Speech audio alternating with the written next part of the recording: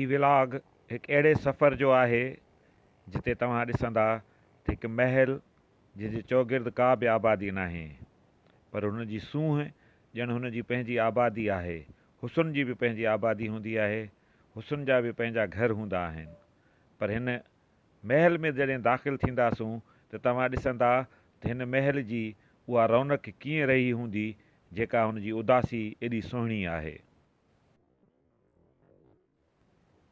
बिल्कुलु तव्हांखे बि तजसुस थी रहियो हूंदो त ज़मीनुनि विच में इहा अछी जेकी मंज़िल आहे उहा कहिड़ी हूंदी उन महल जी जेको झटि में तव्हांजे साम्हूं अचण वारो आहे।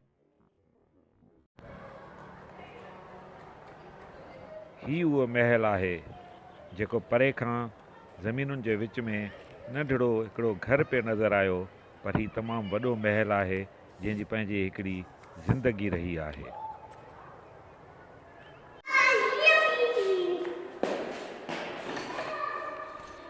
हिन में ही गूंजार थिए पई जॾहिं ही आबाद हूंदो त केॾी न गूंजार थींदी हूंदी, ऐं हितां ई उहो हुसन पसिजे पियो जेको हिन धरतीअ जो हुसन आहे।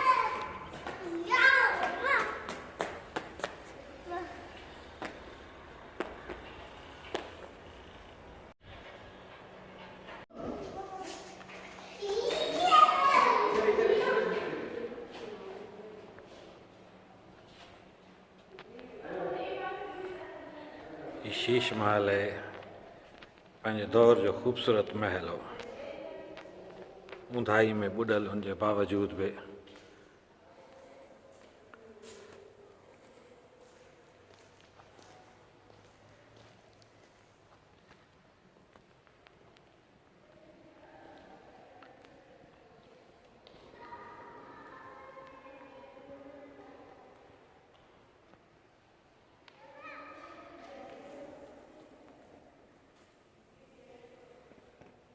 ही जेको आहे शीश महल आहे। हिन शीश महल में पंहिंजे दौर जी हसनाकी मौजूदु आहे, ख़ूबसूरती मौजूदु आहे, पर मसइलो इहो आहे त हाणे हुनजी उहा सुञाणप न आहे, न त हीउ एॾो ख़ूबसूरत आहे।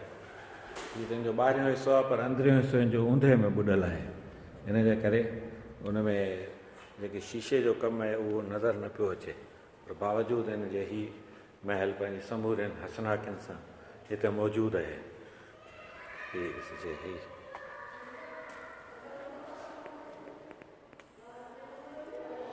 ही महल है पंहिंजे दौर जो ख़ूबसूरत महल।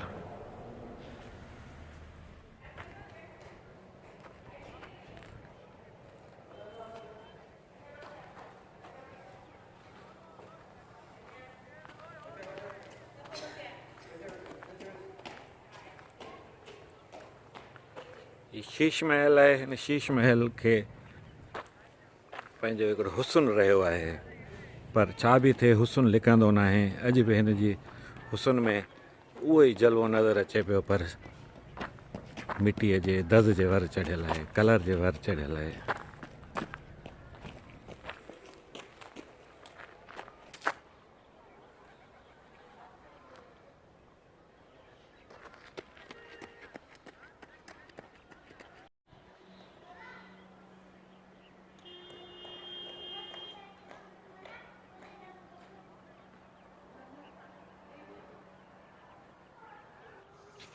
दिलि त न पई चए त अहिड़ो सुहिणो महल छॾे वञिजे, पर वापसि त वञिणो आहे।